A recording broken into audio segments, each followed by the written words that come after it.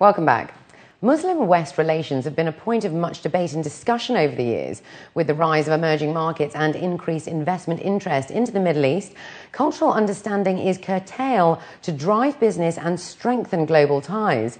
Well, to discuss the challenges to this, I caught up with Dalia Mogahed, the regional director of the newly founded Abu Dhabi Gallup Center, earlier this month, who is also appointed as an advisor to Barack Obama in the White House Office on Faith-Based and Neighborhood Partnerships back in April 2010.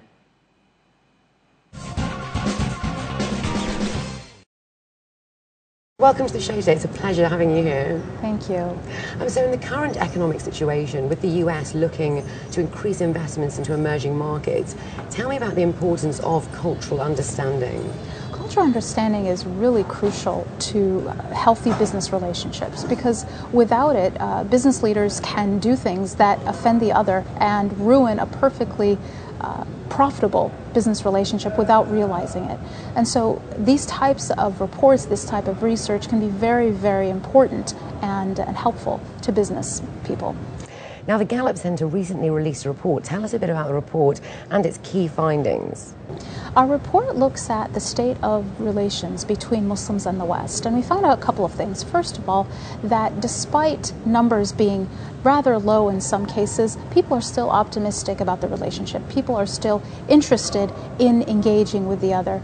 And I think one of the most surprising issues is that religious practice is actually associated with a greater readiness for engagement in Muslim-majority societies, which points at the fact that religion and religious leaders can play a very important role in helping to bridge gaps. Definitely. So what was the most sort of surprising thing that came out of the report then? One of the most shocking sort of areas, do you think?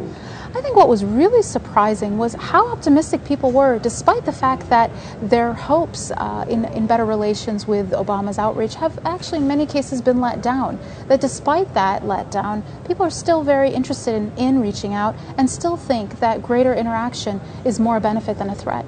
So where does the majority of conflicts still lie when it comes to Muslim-West relationships? What sort of challenges have we got ahead? Well, the main challenges still remain the acute conflicts that have Western societies up against Muslim societies in some cases. The war in Afghanistan and Iraq, the ongoing conflict in Palestinian-Israeli relations. Without getting at these issues, sometimes I think progress will be much harder to get to. And so, I mean, what's your sort of vision for the future? What are you sort of hoping for?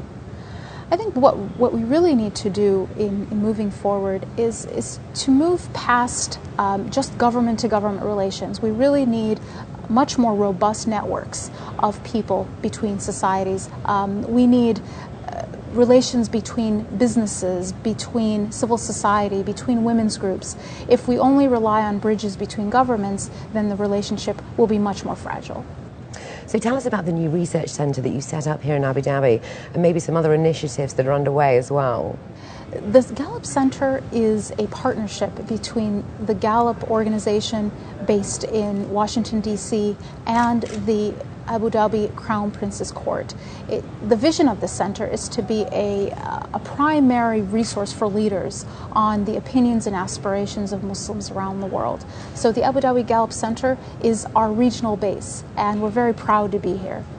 Well, and also I was going to ask as well about the UAE in terms of what other sort of surrounding countries can actually learn from what the UAE has done in terms of, you know, gathering the world into one sort of hub, I suppose. Absolutely. I think that what we really learn from the vision of the UAE is that we can build intellectual capital here to solve society's greatest challenges. And I think that that's what they're really dedicated to. And so many different organizations have been invited to establish regional hubs.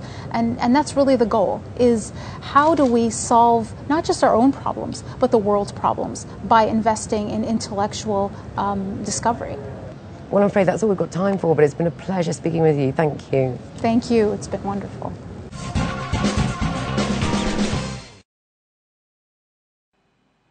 Well, that's it from the business desk. You can write to us, though, at ib@city7tv.com. Up next, Shadab Munshi is back with the news.